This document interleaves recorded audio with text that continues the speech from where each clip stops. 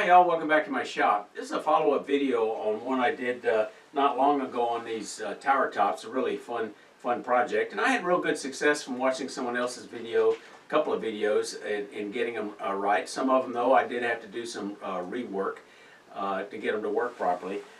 We had a recent discussion on this on the Lancaster Woodturners Coffee Hour. It's a virtual group I meet with on Thursday mornings between 10 and 11 a.m. It's a great fun group with some serious woodturners that we share information, and including some information on the tower tops, and it got me thinking.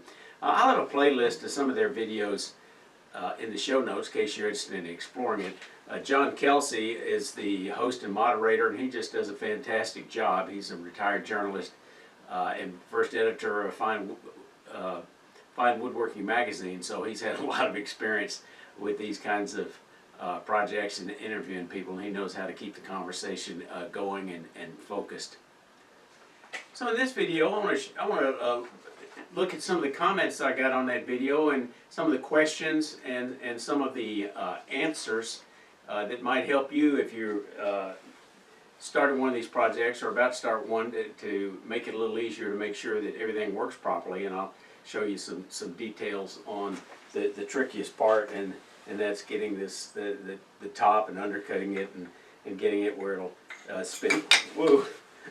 And getting it where it will do what it's supposed to do when it finishes spinning, and that's flop all the way over, not just partially. So let me show you some tricks to make sure that happens on your project like that.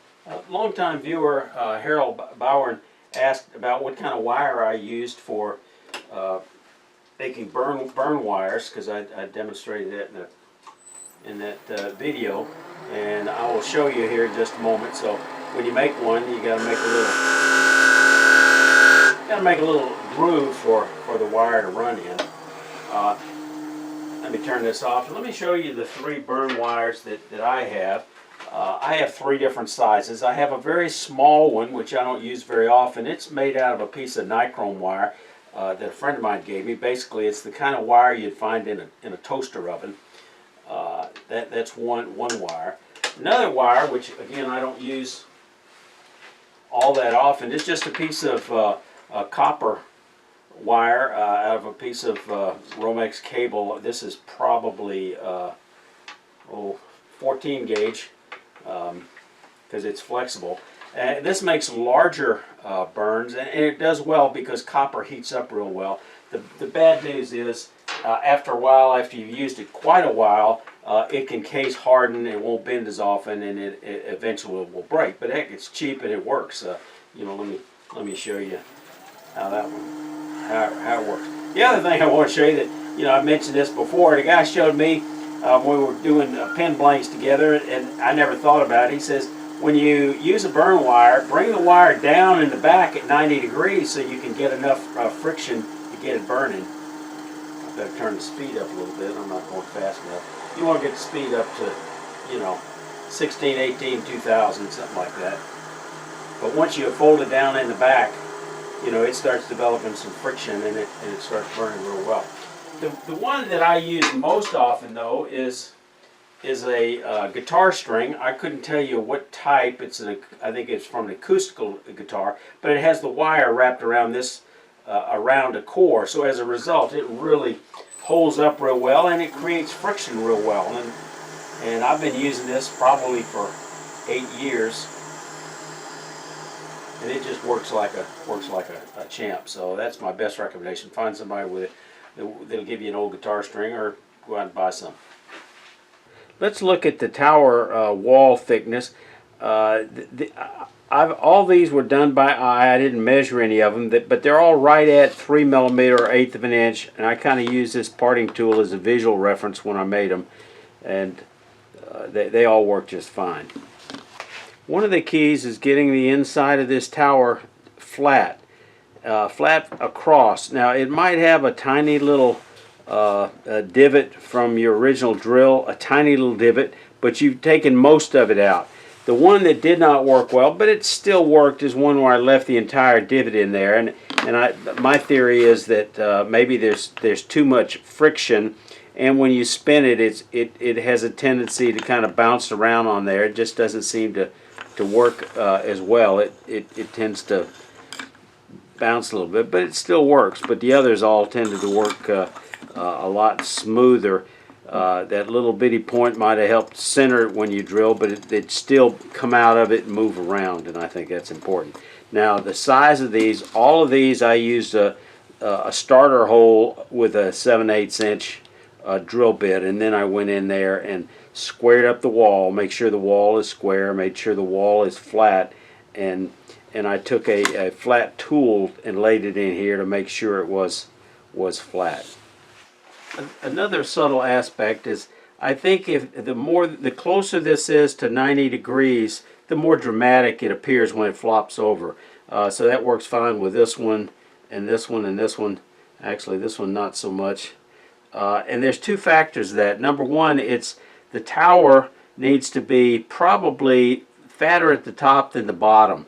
You know, if you got too much up here, it's going to tilt it like this.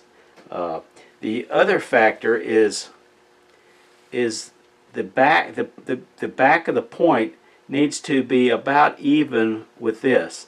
If you don't have that situation, it's not going to spin as well because it has a tendency to not be high enough off of the surface, and it might have a tendency to rub.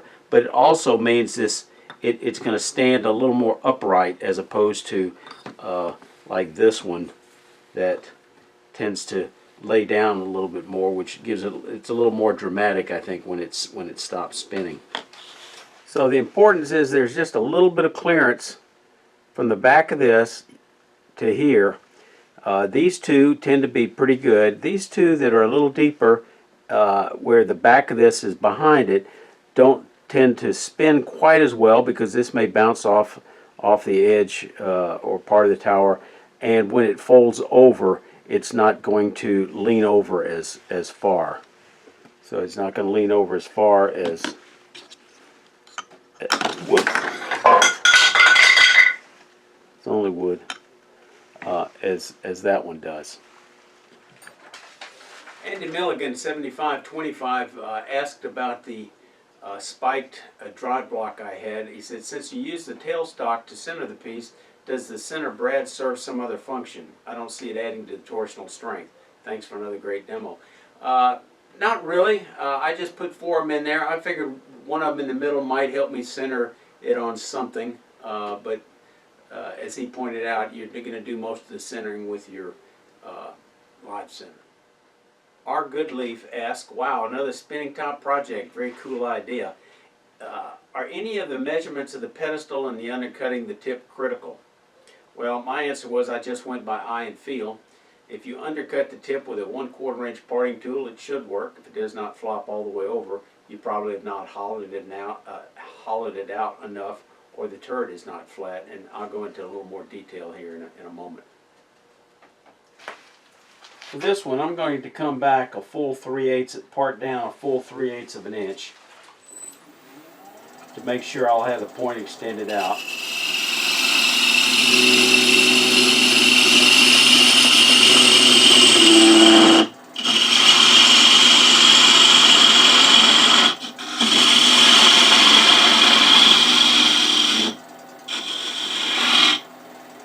Okay, now I'm going to make that point.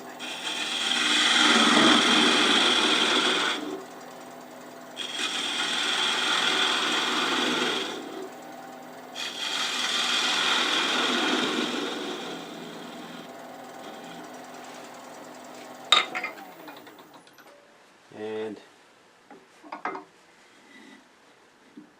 sticking out 3/16, and now I'm going to part down behind it.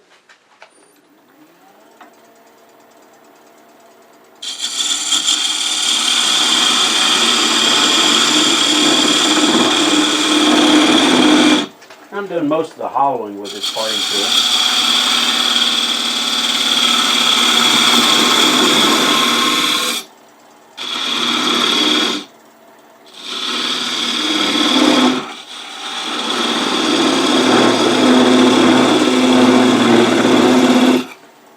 And I think that will probably take care of it. Now, my friend Bert Delisle out of Edmonton, Canada, he took a Sorby micro tool, as shown here, a scraper, and he ground it so he could get behind it. I'm going to try a tool that I've already got, which is an Allen wrench. It's been ground on both sides, and I think I can get in here and come behind it with that just fine. Flip it in here and come in there perpendicular.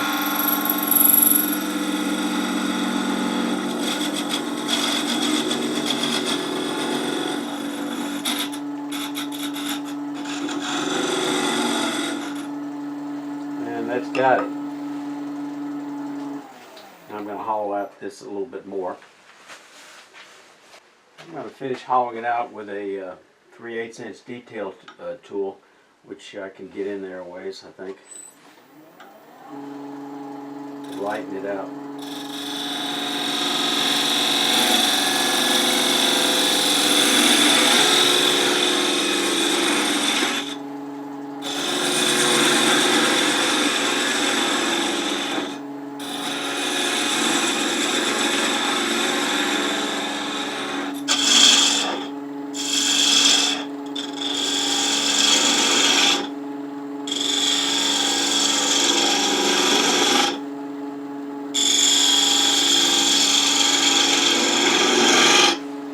Okay, got a nice shape.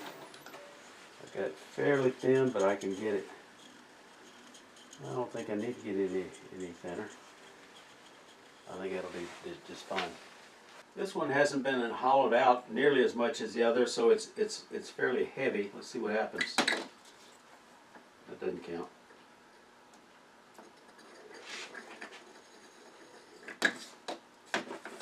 So, you don't want it too heavy. It does need to be hollowed.